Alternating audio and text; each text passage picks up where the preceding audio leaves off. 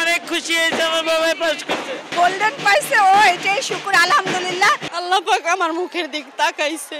এ অশ্রু আনন্দের, তৃপ্তির, প্রাপ্তির। যে উল্লাস উচ্ছ্বাসে পরতে পরতে রয়েছে স্বপ্ন ছুঁতে পারার শত কষ্ট, শত সংগ্রামের গল্প। সীমাহীন পরিশ্রমের পর সাফল্য ছোঁয়ার আনন্দের মাত্রাটাও সীমাহীন। যে ক্যাম্পাসের আলিঙ্গনে বেড়ে ওঠা সেই ক্যাম্পাসের চত্বরটাও আজ ভিন্ন মাত্রায়, অসীম উচ্চতায়। আনন্দের রংটাও অন্যরকম। শিক্ষার্থীদের বাদ্যবাজনায় প্রতিদিন মুখর হলেও এ উল্লাস এক দশকের লালিত স্বপ্ন ছোঁয়ার। এবছর দেশজুড়ে 20 লাখের বেশি শিক্ষার্থী এসএসসি পরীক্ষায় অংশ নেয়। এর মধ্যে পাশ করেছে 16,72,000। গড় পাশের হার 83.04%। মা দিবসের দিনে অর্জিত সাফল্য কেউ কেউ বিশেষভাবে উৎসর্গ করেছেন মাকে। আলহামদুলিল্লাহ অনেক খুশি আজকে, শুধু ব্যক্তিগতভাবে না, পুরো স্কুলে 100% জিপিএ 5 পাওয়া। আল্লাহর কাছে শত শত শুকরিয়া।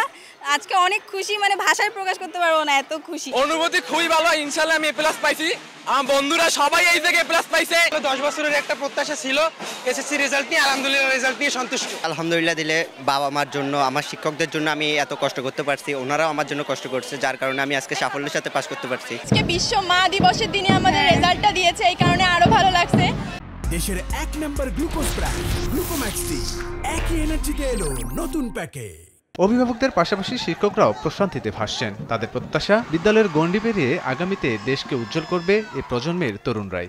আসলে কোনো একটা ফলাফলের জন্য একার কারোর পরিশ্রমে হয় না, অবশ্যই বাবা মা আর শিক্ষকদের পরিশ্রম থাকে। টিচাররা তো খুব হেল্প করছে আমাদের, স্যারদের দোয়া, আমাদের মা বাবাদের অনেক অনেক দোয়া, রহমতে আজকে আমরা সবাই অনেক ভালো রেজাল্ট করছি। আল্লাহর কাছে অনেক লাখো কোটি শুকরিয়া। আজকে আমার মেয়ে দীর্ঘ 12 বছরের ফল পেয়েছে, জিপিএ 5 পেয়েছে। তাদের যে খাটনি সেটা যে আমরা পেয়েছি, এটাই আমাদের কাছে অনেক বড় ব্যাপার। প্রত্যেকটা শিক্ষক এত পরিশ্রম করেছে, বলার মতো নাই। শিক্ষক শিক্ষার্থীরাও যথেষ্ট পরিশ্রম সহকারে লেখাপড়া করেছে বলে এই ফলাফল অর্জিত হয়েছে বলে আমি মনে করি।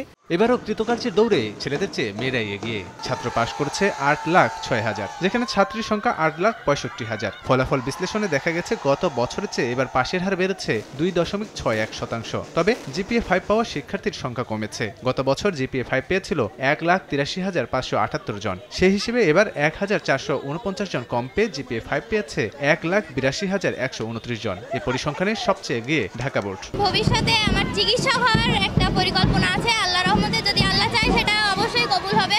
আমি তো ঢাকা ইউনিভার্সিটি ল নিয়ে পড়তে চাই, ব্যারিস্টার হব, এরকম একটা স্বপ্ন আমার। এসএসসিতে পাশের হারে সবচেয়ে এগিয়ে যশোর বোর্ড। গড় পাশের হার 92.33%। অন্যদিকে পাশের হারে গত বছরের মতো এবারও তলানিতে সিলেট বোর্ড। এবার মাদ্রাসা শিক্ষা বোর্ডে 79.66% শিক্ষার্থী পাশ করেছে, আর কারিগরি বোর্ডে 78.92%। তবে শূন্য পাস অর্থাৎ কেউ পাশ করেনি এমন শিক্ষা প্রতিষ্ঠান গতবারের 48 থেকে বেড়ে দাঁড়িয়েছে 51টিতে। লাবিব হাসান, সময় সংবাদ।